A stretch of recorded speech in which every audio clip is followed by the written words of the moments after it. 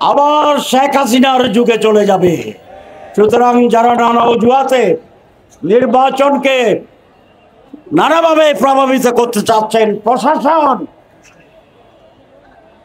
আজকে কোন দলের আজ্ঞাবহ হয়ে কাজ যদি করে, সেই নির্বাচন সুষ্ঠু হবে না, মানুষ গ্রহণ করবে না।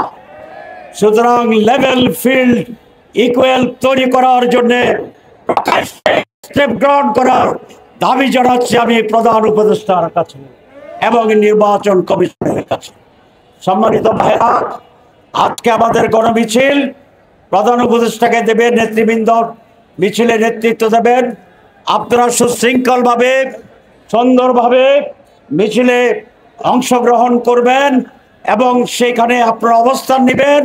নেতৃবৃন্দ আমাদের একটি প্রতিনিধি প্রধান উপদেষ্টার অফিসে গিয়ে স্মারকলিপি দেবে।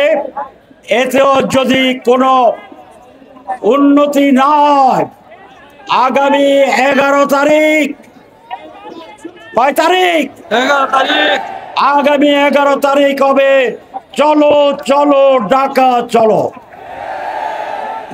আগামী 11 তারিখ হবে ঢাকা মহানগরী জনতার মহানগরী।